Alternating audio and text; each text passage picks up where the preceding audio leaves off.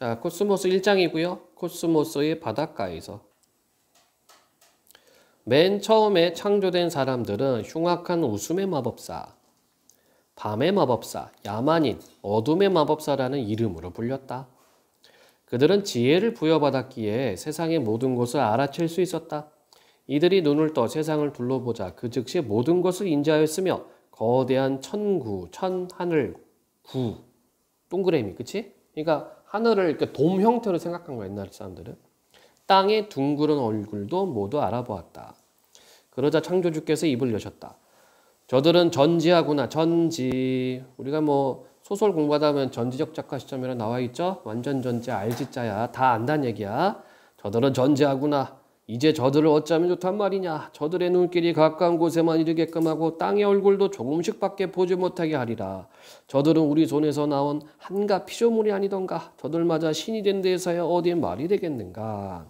퀴체마야의 성전 뭐 이렇게 되어 있네. 그러면 오늘날 말로 바꿔볼까요? 흉악한 웃음의 마법사, 밤의 마법사, 야만이, 어둠의 마법사. 이 사람들은 누가 될까 지금? 과학자, 탐구자들이 되겠다. 그치? 내가 넓은 땅 위를 구석구석 살펴 알아보지 못한 것이 없거든. 어서 말해보아라. 빛의 전당으로 가는 길이 어디냐? 어둠이 도사리 그는 것은 어디냐? 욥기. 성경인가? 나의 위험을 찾을 곳은 우주가 아닙니다. 그것은 내 사고의 제어기제에서 찾아줘야 합니다. 내가 세상들을 차지했다면 더 가질 것이 없습니다. 우주는 공간을 온통 둘러싸서 나를 원자 알갱이 하나 삼키듯이 먹어버립니다. 나는 생각함으로써 세상을 이해합니다. 팡세라는 작품의 블레즈 파스칼. 알은 한정되어 있지만 무지에는 끝이 없다. 그렇죠? 우리가 알 수 있는 것은 한정되고 모르는 건 너무 많아요. 끝이 없어요. 지성에 관한 한 우리는 설명이 불가능한 끝없는 무지 바다 한가운데 떠있는 작은 섬에 불과하다. 세대가 바뀔 때마다 그 섬을 조금씩이라도 넓혀 나가는 것이 인간의 의무다. 토머스 헉슬리 1887년 이렇게 격언해놨네요.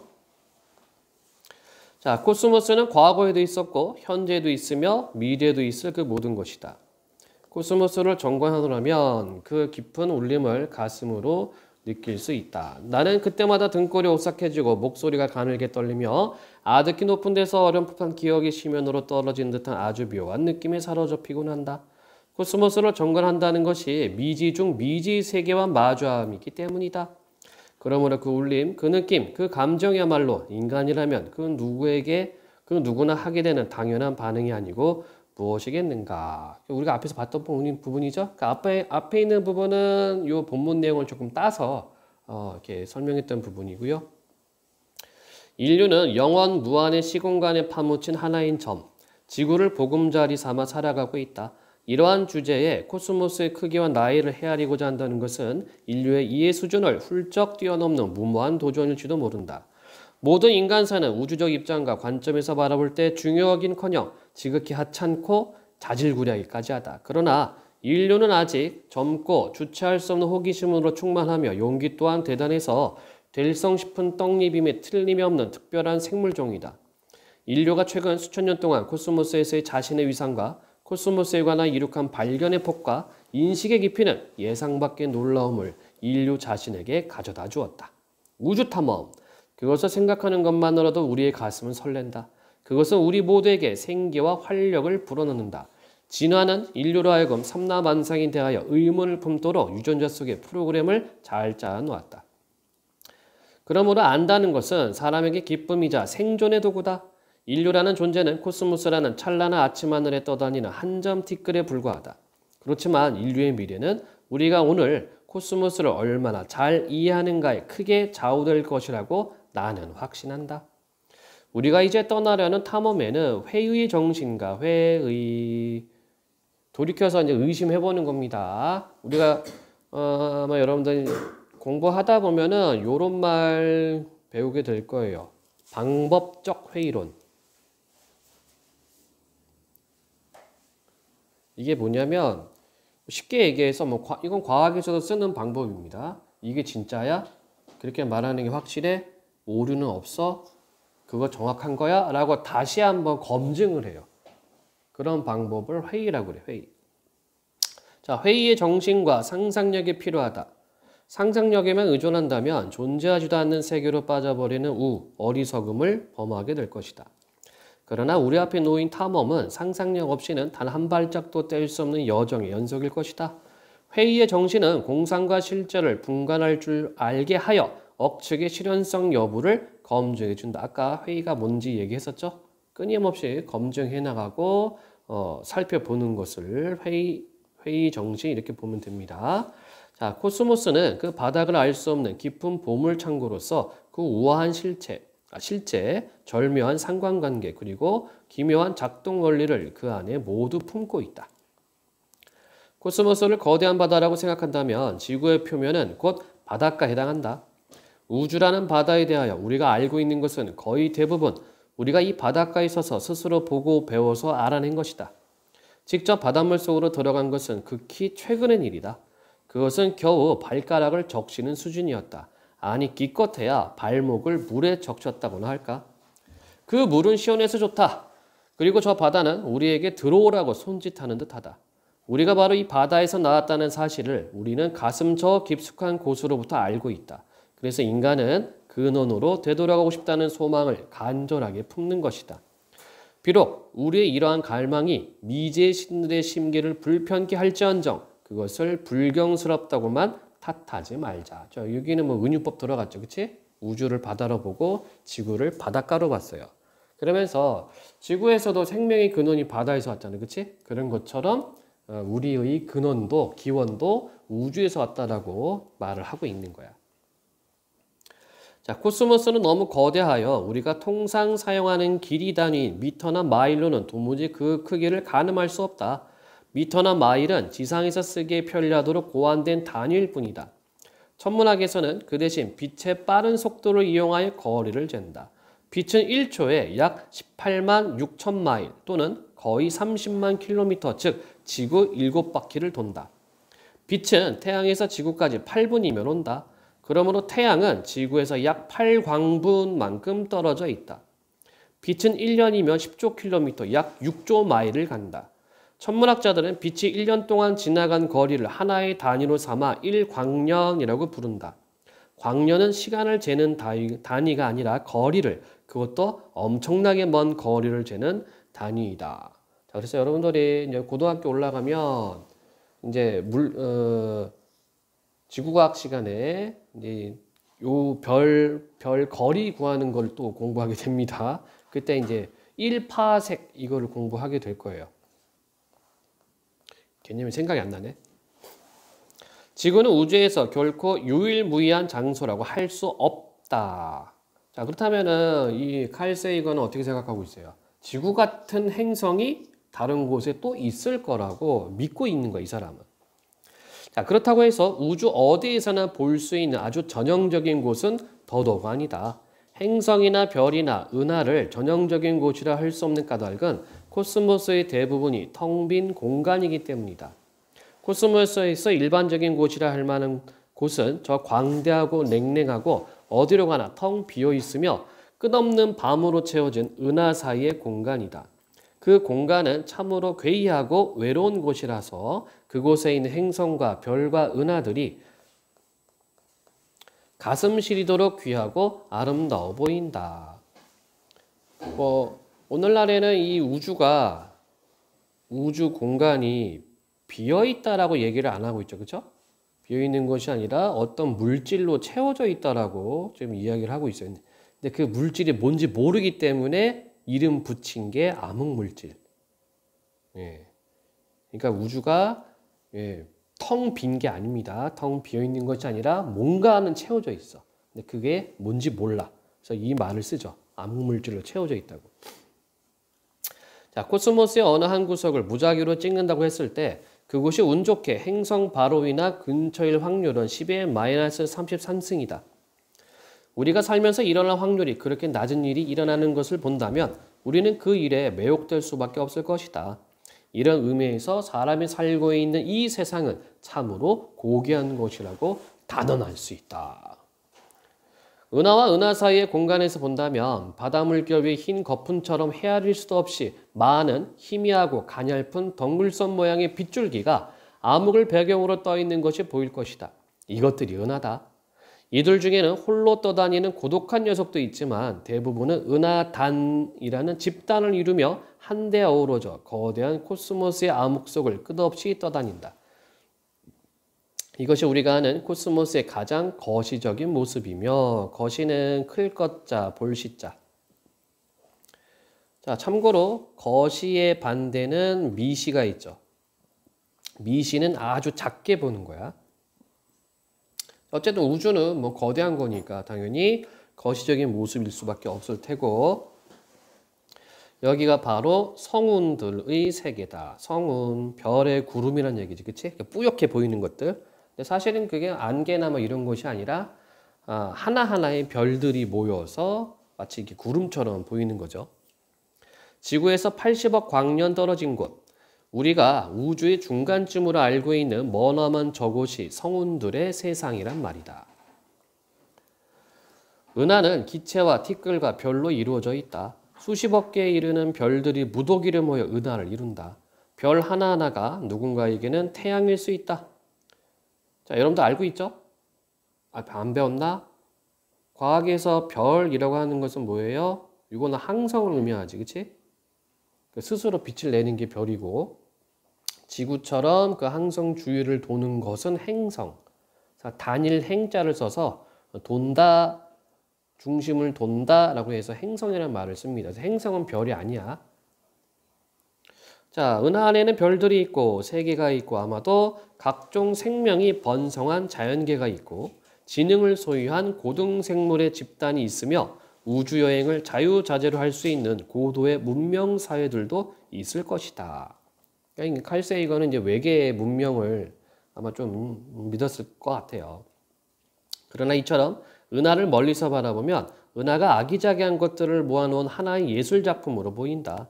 그것은 조개 껍데기나 산호조각처럼 코스모스라는 바다에서 자연이 영겁의 세월에 걸쳐 조탁하여 만들어낸 예술품이다. 자, 조탁은 계속해서 두드린다라는 뜻이야. 예, 계속 쪼고 두드리고 깎고 만드는 과정을 조탁이라고 하고, 우리가 이제 미술작품들, 돌로 만드는 것들을 조탁한다고 그래요. 이 사람이 이제 우주의 어떤 아름다움을 조탁 이렇게 표현했네. 예술품이라고 은유법을 또 썼어요. 자, 우주에는 은하가 대략 1000억 개 있고 각각의 은하에는 저마다 평균 1000억 개의 별이 있다. 모든 은하를 다 합치면 별의 수는 10의 11승 곱하기 10의 11승은 10의 22승계나 된다. 게다가 각 은하에는 적어도 별의 수만큼의 행성들이 있을 것이다. 이토록 어마어마한 수의 별들 중에서 생명이 사는 행성을 아주 평범한 별인 우리의 태양만이 거느릴 가능성은 얼마나 될까? 코스모스의 어느 한 구석에 숨은 듯이 박혀있는 우리에게만 어찌 그런 행운이 찾아올 수 있었을까? 우리의 특별한 행운을 생각하는 것보다 우주가 생명으로 그득그득 넘쳐난다고 생각하는 편이 훨씬 더 그럴듯하다. 그러나 그것이 사실인지 아닌지는 우리는 아직 모른다. 우리는 이것을 알아내기 위한 탐험을 이제 막 시작했을 뿐이다. 80억 광년쯤 떨어진 곳에서는 은하가 속해 있는 은하단이 있는지도 확인하기 힘들다. 그러니 태양이나 지구는 더 말할 나위 있겠는가? 그러나 현재까지 우리가 생명이 서식한다고 알고 있는 행성은 지구밖에 없다. 그렇지만 지구는 암석과 금속으로 이루어진 조그마한 바위덩어리에 불과하다. 간신히 태양빛을 반사하고 있기에 조금만 멀리 떨어져도 그 존재를 알아볼 수 없다. 그러나 우리의 코스모스 항해는 지구의 천문학자들이 국부은하군이라고 부르는 곳에 곧 다다른다. 국부은하군은 지름이 몇백만 광년 정도 되고 10에서 20개의 은하들로 이루어져 있다. 그 중에 유별나지 않은 아주 소박한 은하단이 하나 있다. 그리고 그 안에 M31이라는 은하가 있는데 지구에서는 안드로메다 자리에서 관측된다. M31은 별과 티끌과 기체가 모여서 거대한 바람개비 모양을 하고 있는 나선 은하로서 작은 위성 은하를 둘 거느리고 있다. 이 두 개의 외소 타원 은하를 붙들고 있는 힘이 중력인데 나를 의자에 앉아있도록 붙들어주는 힘도 중력이다. 우주 어디에서나 똑같은 자연법칙이 성립하는 것이다. 이제 우리의 여행은 지구로부터 200만 년 거리를 통과했다. 자, 200만 년 거리 M31.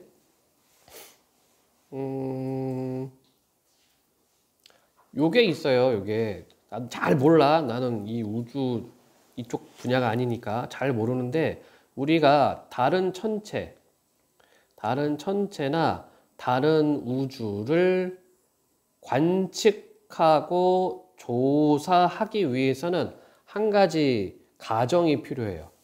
어떤 가정이 필요하냐면 그러니까 태양계 안에 있는 물리법칙과 예를 들어서 우리가 여기 M31 은하 요거를 이제 관측한다고 했을 때 태양계에 있는 물리법칙과 M31에 있는 물리법칙이 유사하다는 것을 전제를 깔아야 됩니다.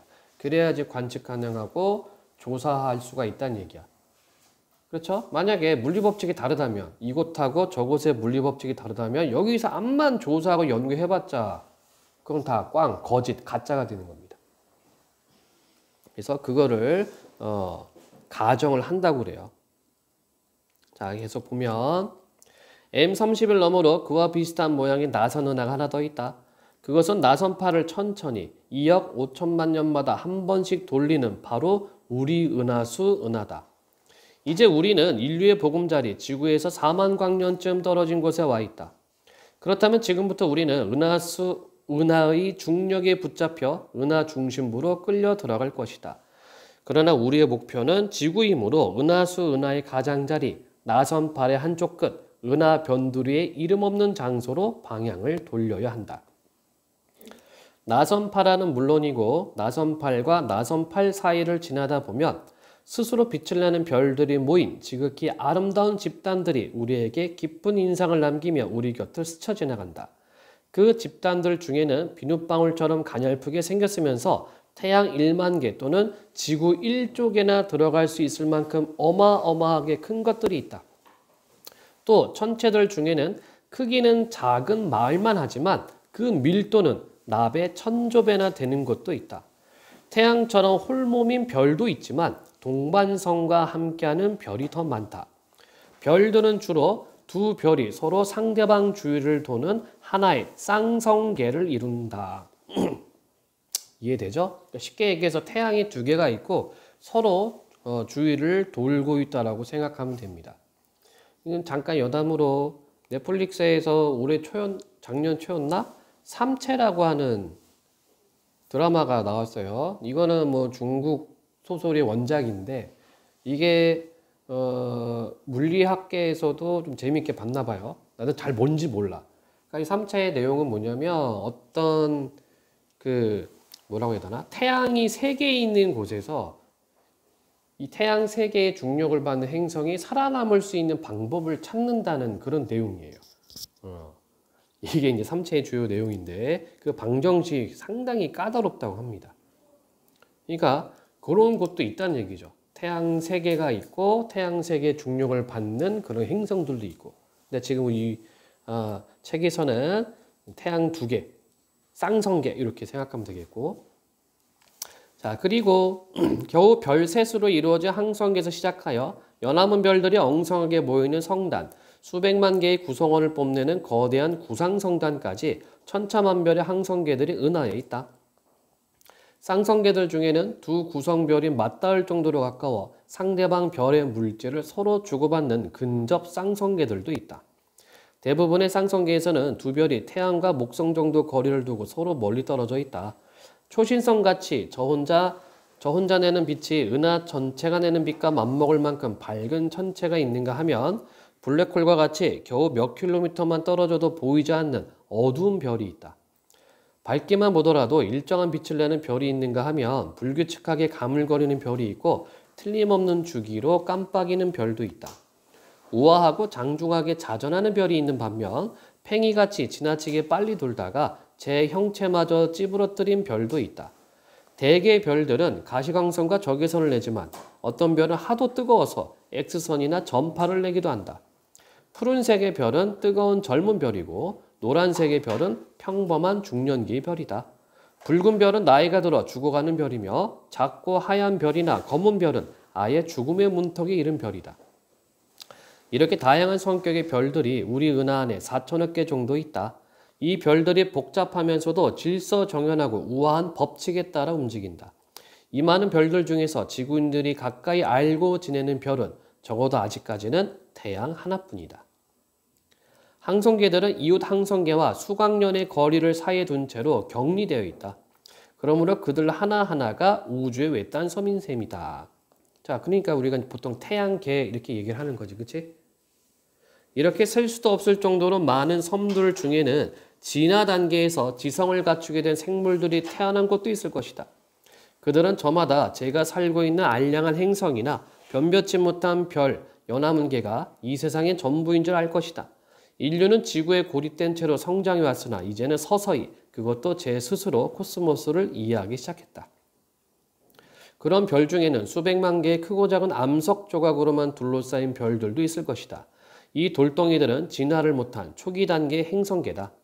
그리고 어쩌면 우리 태양계와 비슷한 행성계를 갖춘 별들도 있을 것이다.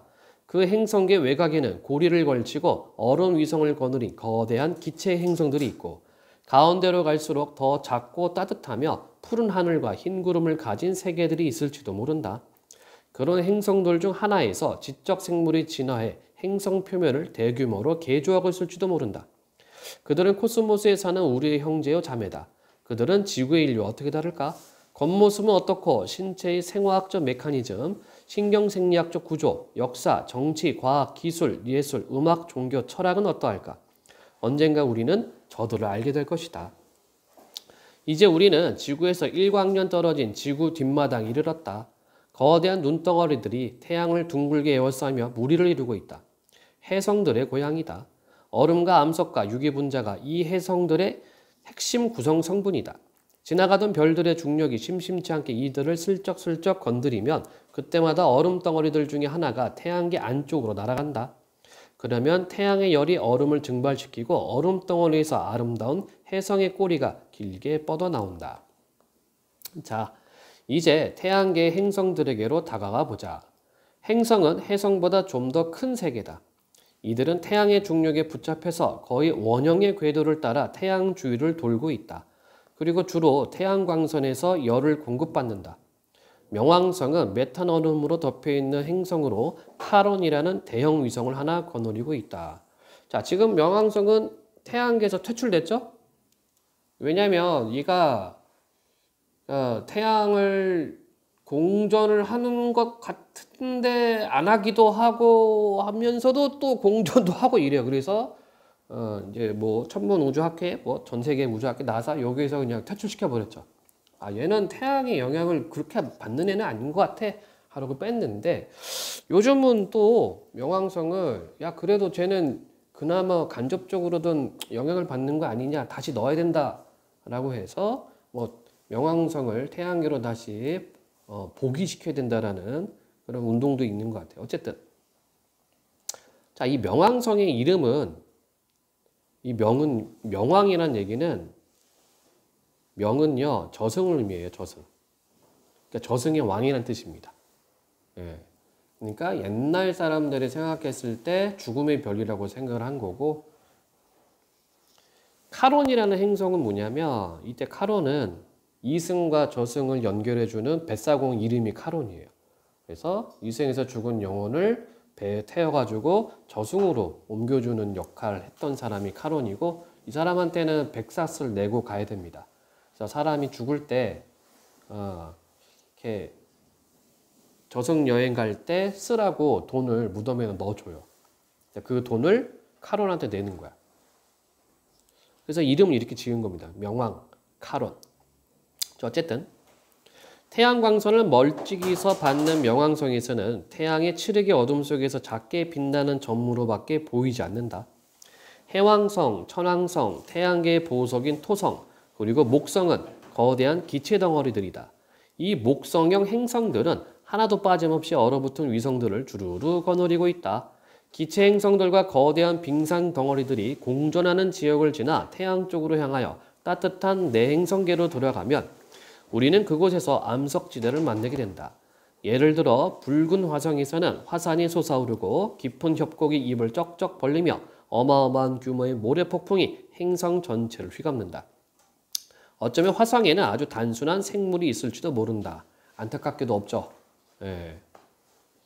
그런데 뭐 화성 극지방에 뭐 얼음을 발견했다고 했나? 그래서 지금 그 얼음 분석을 해서 뭐 생명체가 있냐 없냐 뭐 그걸 또 연구한다고 하고 또 해성에 또 물이 흘렀던 흔적도 발견을 했죠. 그래서 유기질이 있냐 없냐 그걸 또 연구를 한다고 합니다. 대단해. 대단해요 지금 요즘 진짜 좋은 세상인 것 같아요. 여러분들 유튜브 접속만 하면은 지금 ISS에서 보내주는 실시간 영상, ISS 국제우주정거장이죠. 그러니까 얘가 보내주는 지금 현재 지구의 실시간 영상을 볼 수도 있고, 예. 화성에 지금 실시간 영상을 또 볼 수도 있고, 좋은 세상인 것 같아요. 자, 지금까지 우리가 보아온 모든 행성들은 태양 주위를 공전한다. 태양은 우리에게 가장 가까운 별이다. 태양의 중심에는 수소와 헬륨 기체가 핵융합 반응을 일으키는 용광로가 자리 잡고 있다. 여러분 나중에 국어 공부하다 보면은 요거 배우게 됩니다. 예, 과학 지문에 있어요. 핵융합 반응. 이 용광로가 태양계를 두루 비추는 빛의 원천인 것이다.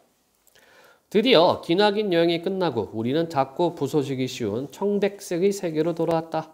우리의 상상력이 아무리 대담하게 비약한다 한들 지구를 코스모스라는 광대한 바다와 대등하다 할 수는 없을 것이다.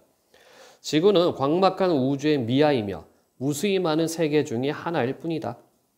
지구가 우리에게만 의미심장한 곳일지 모르겠지만 어쩌랴 우리의 보금자리요 우리를 길러준 부모가 지구인 것을. 이곳에서 생명이 발생하여 진화했으며 인류도 이곳에서 태어나 유년기를 지내고 성년으로 자라는 중이다.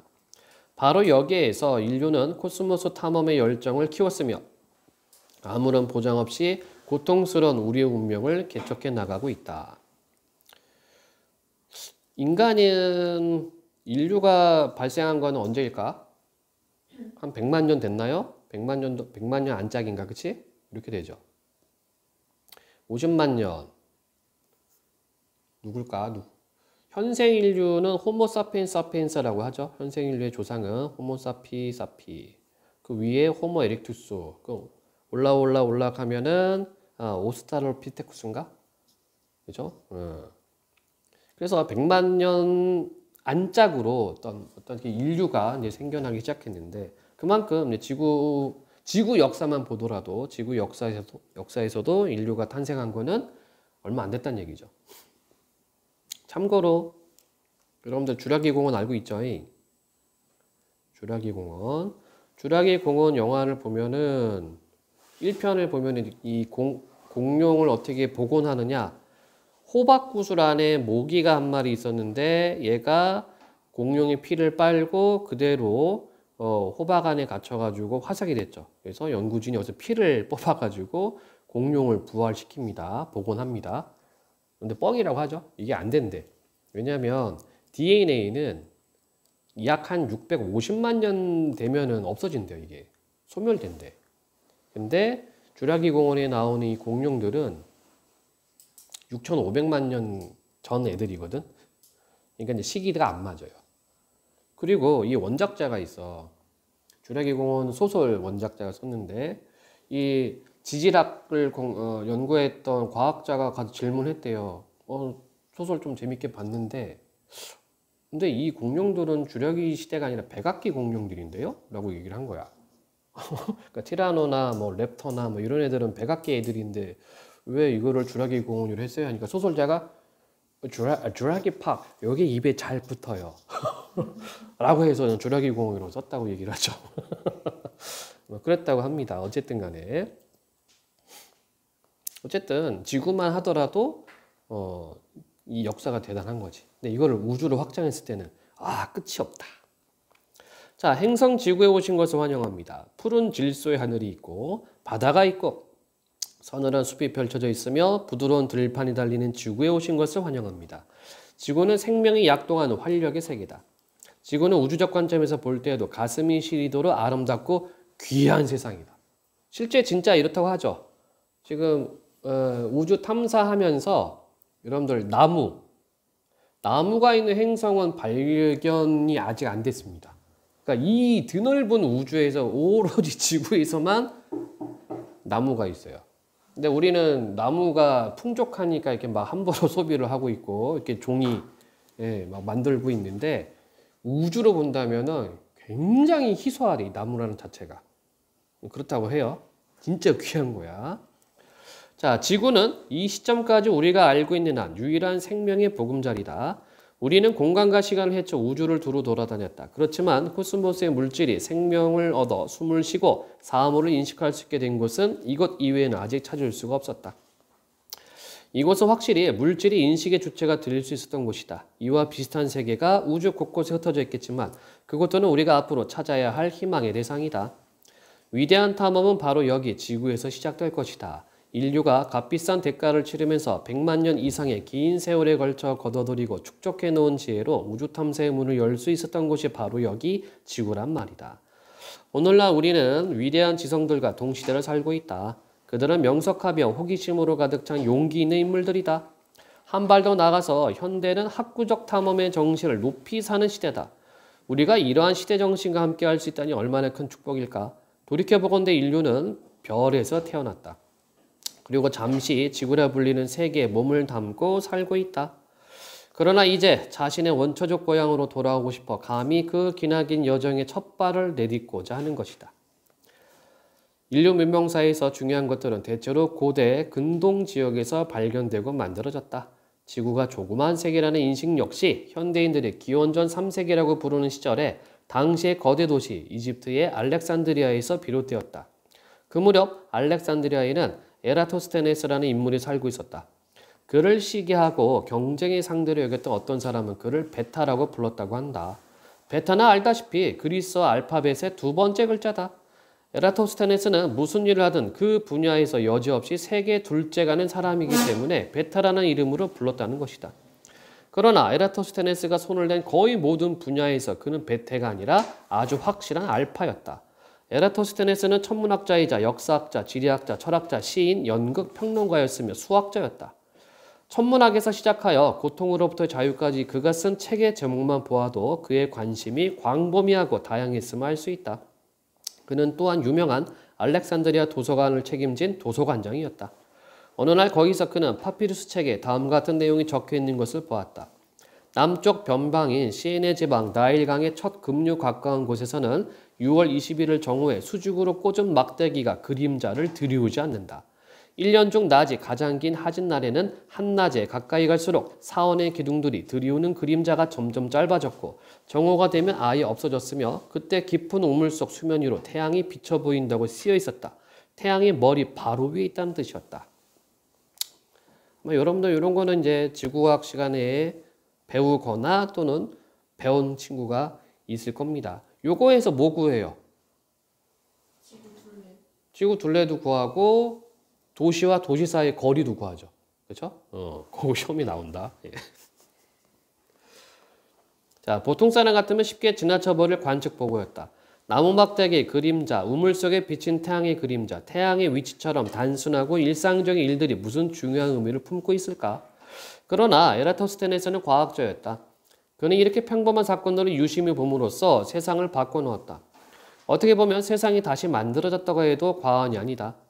에라토스테네스는 실험 정신이 강한 학자였다. 그는 실제로 알렉산드리아 막대를 숙직으로 꽂고 그 막대가 6월 21일 정오의 그림자를 들이우는지를 직접 조사했다. 결과는 그림자가 생긴다였다.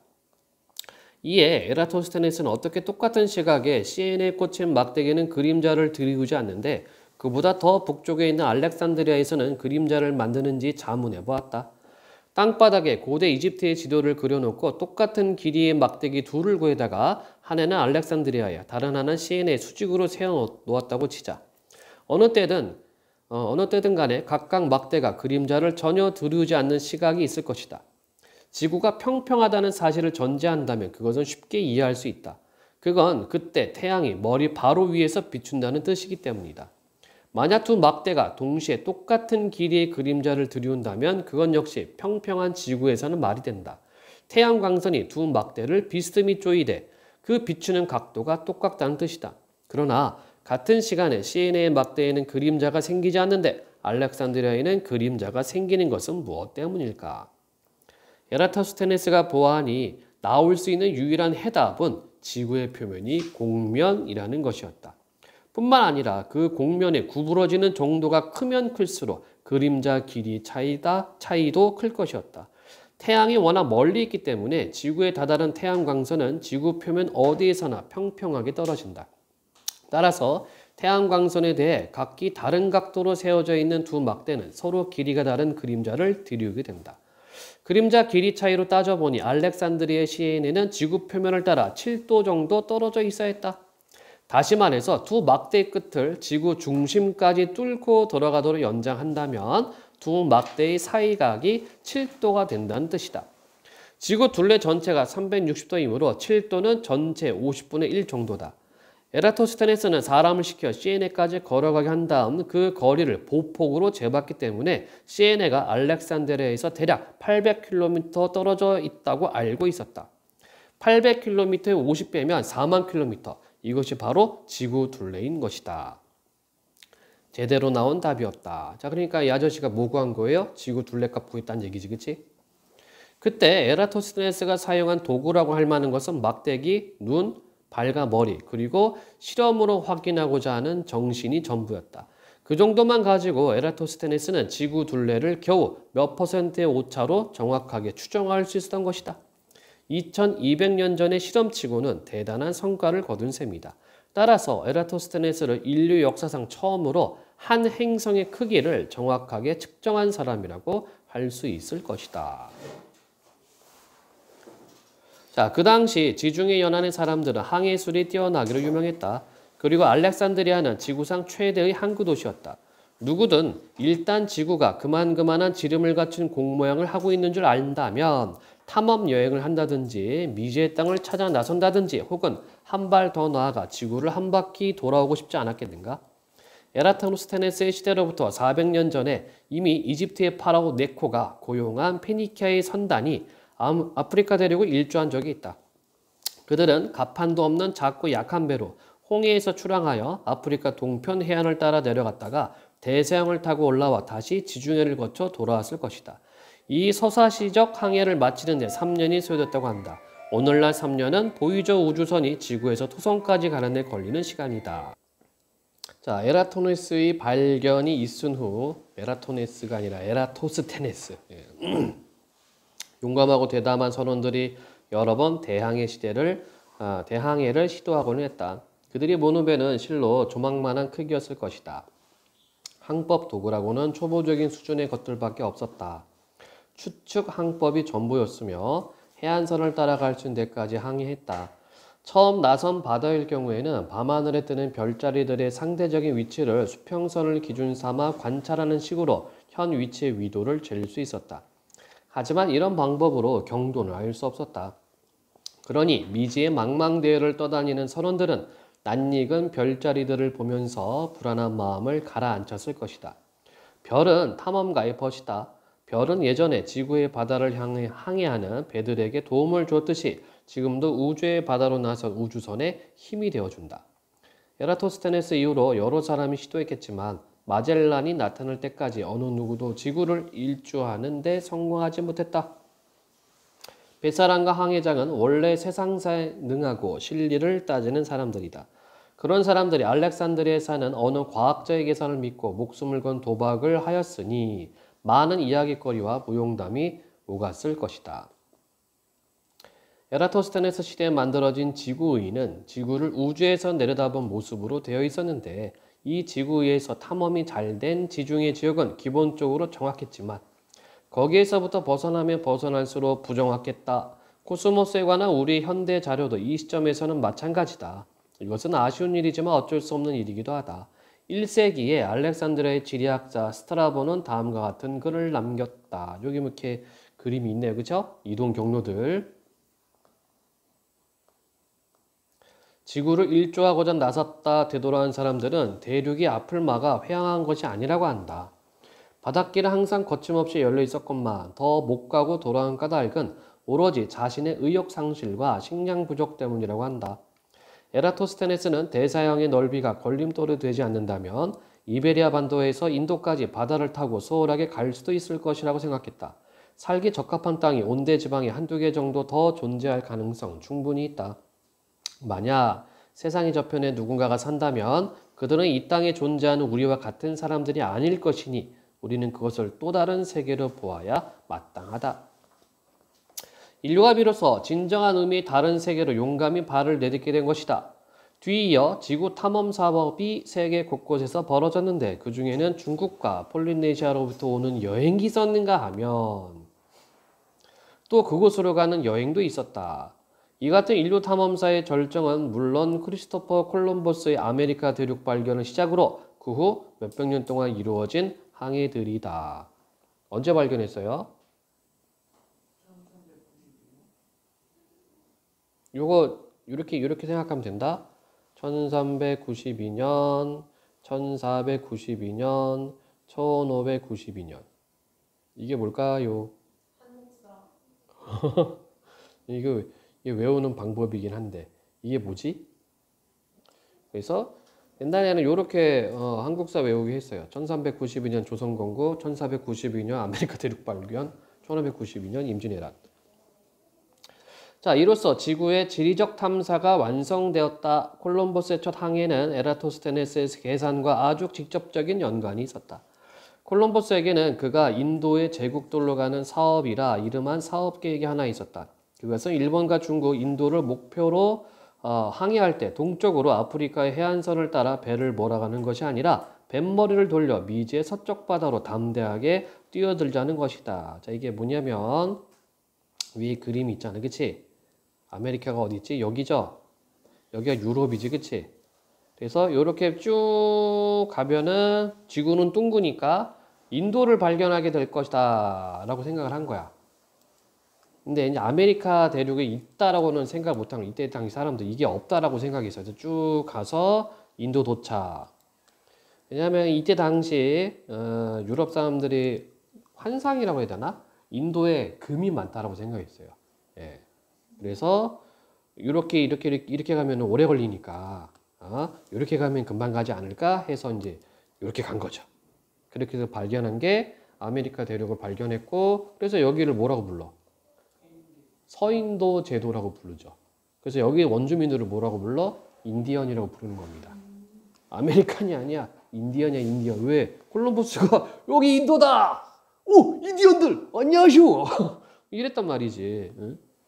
어떻게 보면 무식한 거죠. 자, 계속 보겠습니다. 바로 이것 때문에 그래요. 자, 에라토스테네스의 족지개 같은 예견대로 이베리아 반도에서 인도까지 바다를 타고 가는 것.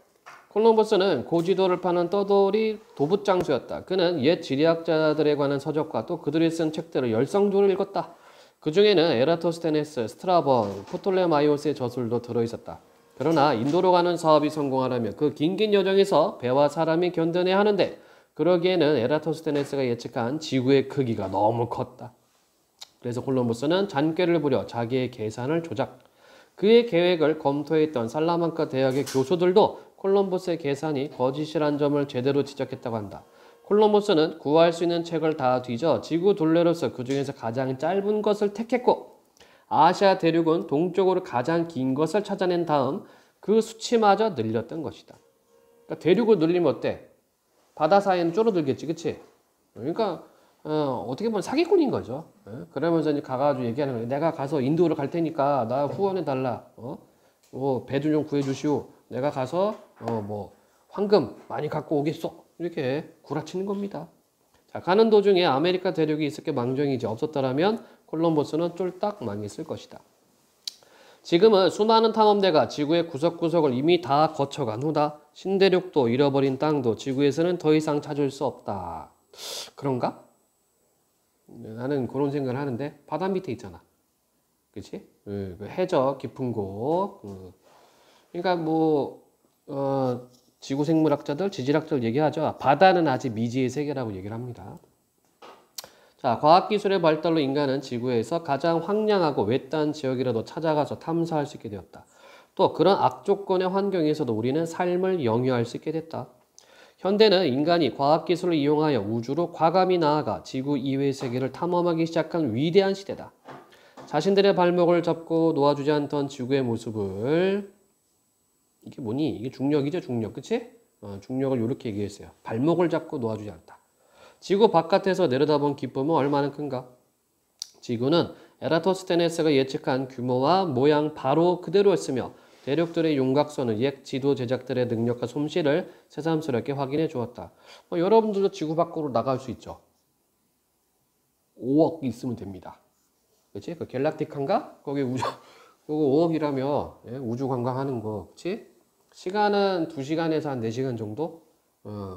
그리고 총 소요 시간은 한 이틀 정도? 그러니까 기다리고 대기하고 이건 이틀이고, 슝! 날아가서 대기권 살짝 갔다가, 보고 내려오는 게 한 2시간에서 4시간 정도 한다는데, 그게 5억이래요. 예. 버진 갤럭티카 뭐 해가지고 여기 턱수염 많은 그 사장님 계시죠? 예. 그분이 하는 거. 뭐 유명인들은 이미 다 예약 다 됐다고 하지, 그치? 1번이 톰 크루즈인가? 뭐 예약했다고. 자, 에라토스테네스와 알렉산드리아의 지리학자들이 그 자리에 함께 할 수 있었다면 모두 무릎을 치며 좋아하지 않았을까? 알렉산드리아는 기원전 300년경부터 약 600년 동안 인류를 우주의 바다로 이끈 지적 모험을 잉태하고 양육한 곳이다. 그러나 그 대리석 도시의 위엄과 영광의 흔적은 이제 어디에서도 찾아볼 수 없다. 피지배층이 느꼈던 배움에 대한 두려움과 그들이 겪어야 했었던 지배층으로부터의 억압에 대한 반작용의 결과로 옛 알렉산드리아의 영광은 대중의 기억에서 거의 완전히 지워지고 말았다. 알렉산드리아에는 지극히 다양한 사람들이 살았다. 번성 초기에는 마케도니아 병사가, 좀 후대에 와서는 로마의 병서들이 우글댔다. 알렉산드리아의 전성기에는 이집트의 사제, 그리스의 귀족, 페니카의 선원, 유대인 상인, 인도와 사하라 사막 남쪽 지방에서 온 아프리카 방문객 같은 다양한 사람들이 노예계층 인구 제외 대체적으로 같이 어울리고 서로를 존중하며 살았다. 알렉산드리아는 알렉산더 대왕이 그의 전 경호원을 시켜 건설한 도시다. 알렉산더 대왕은 외래 문화를 존중했고 개방적 성격의 인물로서 지식추구의 분위를 조성하는 데 주력했다. 자, 알렉산더 대왕, 알렉산더 선생님이 누구예요? 아리스토텔레스죠? 아리스토텔레스. 예. 그러니까 제대로 배웠어. 배우기는 제대로 배웠고, 아리스토텔레스도 나름 흡족했다고 합니다. 똘똘하니까. 근데 이런 사람이 이제 나중에 이제 정복산업 펼치고 한 거죠. 알렉산드리아는 도시 이름인데, 알렉산드리아는 도시 이름은 한 군데만 있는 게 아니야. 여러 군데 있습니다. 그리고 여기 뭐 글이 나와 있는 것처럼 알렉산더가 그 도시를 점령했을 때 뭐 파괴하거나 이런 것이 아니라 그냥 흡수해요, 흡수하고 뭐 그러다 보니까 여러 이제 문화들이 섞이죠. 아마 여러분들 미술 공부하다 보면은 이때 당시에 했던 그 미술의 흐름, 예술의 흐름, 막 다 짬뽕 예술 뭐 이렇게 배우게 될 겁니다. 자, 계속 보면, 자, 전설에 따르면 알렉산더 대왕이 종 모양의 잠수 기구를 타고 홍해 바닷속으로 내려간 세계 최초의 인물이라고 한다. 그 사건의 사실 여부는 여기서 그리 중요하지 않다. 이 이야기 하나만으로도 우리는 그의 탐구 정신을 충분히 알 수 있기 때문이다. 알렉산더 대왕은 자기 수하의 장군들과 병사들이 페르시아나 인도의 여인들과 혼인하기를 권장했다. 그는 다른 나라의 신도 존중했으며 이국적이고 기이한 동물들을 수집했다. 스승인 아리스토텔레스에게는 코끼리를 선물하겠다. 야이씨, 어떻게 코끼리 먹이라고. 그는 호화롭게 건설된 이 도시가 무역, 문화, 학문에 관한 세계의 중심지가 되기를 원했다. 폭이 30m나 되는 넓은 도로를 깔고 그 주위는 우아한 건축물과 조각상 등으로 꾸몄다. 알렉산드리아에서는 알렉산더 대왕의 기념 묘역과 고대 세계 7대 불가사의 중 하나인 파로스 등대를 볼 수 있었다. 그러나 알렉산드리아의 제일 가는 자랑거리는 알렉산드리아 대도서관과 그 부속 박물관이다. 박물관이란 사실 이름을 그대로 옮기면 뮤즈라고 불리던 9 여신의 전공 분야에 각각 받쳐진 연구소였다. 그 전설의 도서관은 거의 모두 사라져 버렸고 오늘날에는 당시 별관에 불과했던 세라피움이라는 축축하고 잊혀진 지하실 하나만 남아있다.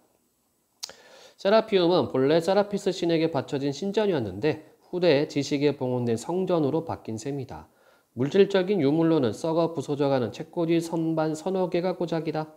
그러나 이곳이 한때에는 지구에서 가장 거대했던 도시의 심장이자 영광이었다. 세계 역사상 최초로 설립된 진정한 의미의 연구 현장이었다. 도서관 소속학자들은 코스모스 전체를 연구했다. 코스모스는 우주의 질서를 뜻하는 그리스어이며 카오스에 대응되는 개념이기도 하다. 코스모스는 카오스는 뭐 혼돈이라는 뜻이죠, 그렇지? 코스모스라는 단어는 만물이 서로 깊이 연관되어 있음을 내포한다. 그리고 우주가 얼마나 미묘하고 복잡하게 만들어지고 돌아가는지에 대한 인간의 경외심이 이 단어 하나에 고스란히 담겨 있다. 학자들은 알렉산드리아 대도서관에 모여 물리학, 문학, 약학, 천문학, 지리학, 철학, 수학, 생물학, 공학 등을 두루 탐구할 수 있었다. 과학과 학문의 시대가 도래했던 것이다. 전 세계 천재들이 몰려와서 함께 용약하던 알렉산드리아 대도서관은 인류 역사상 최초로 세계의 모든 지식을 체계적으로 수집하여 집대성하려던 곳이었다. 알렉산드리아 대도서관에서 활동한 학자들 중에는 에라토스테네스 외에도 별자리의 지도를 작성하고 별의 발길을 추정하는 히파르코스가 있었고, 기하학을 명쾌하게 체계하고 어려운 수학 문제를 끙끙거리는 임금에게 기하학에는 왕도가 없습니다 라는 말을 건넨 유명한 유클리드가 있었다. 기하학에 유클리드가 있었다면 한편 언어학에서는 트라키아의 디오니시우스가 있어 말의 품사를 정의하고 언어학의 체계를 확립했다. 생리학자였던 헤로필로스는 지능이 심장이 아니라 두뇌에서 비롯된다는 사실을 확실히 증명했고, 알렉산드르의 헤로는 톱니바퀴 열차와 증기기관을 발명하고 로봇에 관한 최초의 책 오토마타를 저술했다. 페르가의 아폴리니우스는 타원, 포물선, 쌍곡선의 원축곡선임을 밝힌 수학자였다. 현재 우리가 잘 알고 있다시피 행성, 해성, 별들의 궤도는 원축곡선으로 기술된다. 아르키메데스는 레오나르도 다빈치가 등장하기 이전의 사람들 중에서 가장 천재적인 공학자였다. 천문학자이자 지리학자였던 프톨레마이오스는 오늘날의 사이비 과학이라 할 점성술을 수집하여 정리했다. 그가 주창한 지구 중심 우주관인 천동설이 1500년 동안 맹위를 떨쳤다. 지성적 역량이 아무리 뛰어난 사람이라도 형편없이 틀릴 수가 있음을 상기케 하는 인류사의 좋은 예였다. 누가요? 프톨레마이오스, 그치? 천동설 틀렸으니까. 이러한 위인들 중에 위대한 여인도 있었다. 수학자이자 천문학자였던 히파티아는 도서관의 마지막 등불을 지킨 여인으로서 초석을 쌓은 지 700년이 된 이 도서관이 파괴되고 약탈당할 때 그곳에서 함께 순사했다. 그녀 이야기는 나중에 더 할 것이다. 알렉산더 대왕을 계승한 그리스 출신의 이집트 왕들은 학문을 아주 진지하게 대했다. 그들은 수백 년 동안 대를 거듭하면서 연구활동을 지원했고, 그 시대의 인재들이 자신들의 역량을 충분히 발휘할 수 있도록 도서관의 학구적 분위기를 유지하는 데 노력했다. 도서관은 10개의 대형 연구실로 나뉘어 각각이 특정 분야의 연구를 수행하였다. 곳곳에 분수대가 있었고 멋지게 들어선 원기둥들, 식물원, 동물원, 해부실, 천문 관측대가 있었다. 커다란 식당에서 학자들이 여유로이 토의하며 중요한 의견을 자유롭게 교환할 수 있었다. 자, 무엇보다도 도서관의 생명은 모아놓은 책들에 있다. 도서관의 관계자들은 세상의 모든 문화와 모든 언어를 샅샅이 뒤졌다. 사람들을 해외로 보내서 책을 사들였고 장서를 확충해 갔다. 알렉산드르의 정박한 상선은 관리의 검문을 받았는데 검문의 목적은 밀수품 적발이 아니라 책 찾기에 있었다. 당연하죠. 이때 책은 겁나 비쌌지. 책 두루마리가 발견되면 즉시 빌려다가 베낀 뒤 사본은 도서관에 보관하고 원본은 주인에게 돌려주었다.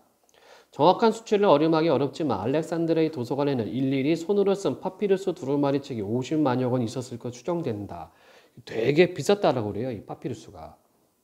그래서 좀 이렇게 쓰잘데기 없는 기록들은 파피루스가 아니라 그냥 도편, 도자기 뭐 이렇게 파편이나 아니면은 석판에다가 그냥 썼다고 해요. 중요한 내용들은 파피루스에 써서 둘둘 말아놓고. 자, 그 많던 책들은 다 어떻게 됐는가? 알렉산드리아와 그 대도서관을 낳은 고전 문명이 붕괴되면서 도서관도 서서히 파괴되어 갔다. 장서의 극히 일부만이 후세로 전해졌고 그나마 남은 것도 사방으로 흩어져서 고작 글 몇 줄, 종이 몇 조각이 현재까지 남아있는 것들이 전부다. 그러므로 그렇게 남은 몇 줄의 문장이나 종이 조각을 읽은 사람들은 누구나 애를 태우며 안타까워할 수밖에 없다. 한 예로 우리가 알고 있는 바에 따르면 알렉산드리아 도서관의 서가에는 사모스의 아리스타르코스라는 천문학자가 쓴 책이 한때 소장되어 있었다고 한다. 그는 지구도 하나의 행성으로서 여타의 행성처럼 태양 주위를 공전한다고 주장했으며 별들이 대단히 멀리 떨어져 있는 천체라는 사실을 알고 있었다고 한다. 그가 내린 결론은 모두 다 옳았지만 이 사실을 재발견하기까지 인류는 거의 2000여 년의 세월을 더 기다려야만 했다. 아리스타르코스의 업적이 소실됐기에 느끼게 되는 우리의 애석함은 10만 배를 곱하면 고전 문명이 일으켰던 업적의 숭고함과 그의 파괴가 얼마나 큰 비극을 인류에게 안겨줬는지 아주 조금은 알 수 있을 것이다. 현대과학은 고대 세계가 알고 있던 과학 수준을 넘어선 지 오래다. 그러나 우리의 역사적 자료에는 메울 수 없는 공백이 이가 빠진 듯 여기저기 뚫려 있다. 알렉산드리아 도서관의 도서 대호 중 하나만 남아있었더라면 과거의 수수께끼들을 많이 밝혀낼 수 있을 터인데 하는 생각을 하면 참으로 안타깝기가 이를 데 없다. 알렉산드리아의 도서관에는 바빌론의 사자인 베로소스가 쓴 3권짜리 세계사가 있었다고 전해지는데 실제 작품은 오늘날 세계 어디에서도 찾아볼 수 없다. 천지창조부터 대홍수까지를 다루는 제1권에서 베로소스는 그 기간을 43만 2천년으로 잡았다. 이것은 구약 성서의 연대기보다 100여 배나 긴 기간이다. 나는 그 책에 무엇이 적혀 있었는지 궁금해서 지금도 견딜 수가 없다. 자, 고대인들은 세계가 아주 오래됐다는 사실을 알고 있었다. 그래서 먼 과거까지 들여다보고자 했던 것이다. 이제 우리는 우주가 옛사람들이 상상할 수 있었던 것보다 훨씬 더 오래됐음을 알고 있다. 인류는 지구 바깥으로 나가서 우주를 관찰할 수 있게 되었다. 그 결과 우리는 한 점 티끌 위에 살고 있고 그 티끌은 그저 그렇고 그런 별의 주변을 돌며 또 그 별은 보잘것없는 어느 은하의 외진 한 귀퉁이에 틀어박혀 있음을 알게 됐다. 우리 존재가 무한한 공간 속의 한 점이라면 흐르는 시간 속에서도 찰나의 순간밖에 차지하지 못한다. 이제 우리는 우주의 나이가 적어도 가장 최근에 부활한 우주가 약 150억에서 200억 년 되었다는 사실을 안다. 이것은 대폭발 또는 빅뱅이라고 불리는 시점에서부터 계산한 우주 나이다. 우주가 처음 생겼을 때에는 은하도 별도 행성도 없었다. 생명도 문명도 없이 그저 휘황한 불덩이가 우주 공간을 균일하게 채우고 있었을 뿐이다. 대폭발의 혼돈으로부터 이제 막 우리가 깨닫기 시작한 조화의 코스모스로 이어지기까지 우주가 밟아온 진화의 과정은 물질과 에너지의 멋진 상호 변환이다. 이 지극히 숭고한 전환의 과정을 엿볼 수 있음은 인류사에서 현대인만이 누릴 수 있는 특권임을 깨달아야 한다. 자, 지금 이 사람은 빅뱅을 뭐라고 얘기를 하고 있어요? 요거를 이렇게 와서 이렇게 보고 있다. 그치? 물질과 에너지의 멋진 상호 변화, 그러니까 빅뱅 이후의 과정을 이렇게 보고 있고 그것이 곧 코스모스라고 봅니다. 자, 그리고 우주 어딘가에서 우리보다 지능이 더 높은 생물을 찾을 때까지 우리 인류야말로 우주가 내놓은 가장 눈부신 변환의 결과물이라고 할 수 있을 것이다. 인류는 대폭발의 아득히 먼 후손이다. 우리는 코스모스에서 나왔다. 그리고 코스모스를 알고자 더불어 코스모스를 변화시키고자 태어난 존재다. 이렇게 해서 코스모스의 바닷가에서, 자, 그러면 코스모스의 바닷가는 어디란 얘기야? 지구야, 지구. 그쵸? 코스모스 우주 자체가 바다니까 이렇게 해서 1장이 마무리가 되는 겁니다.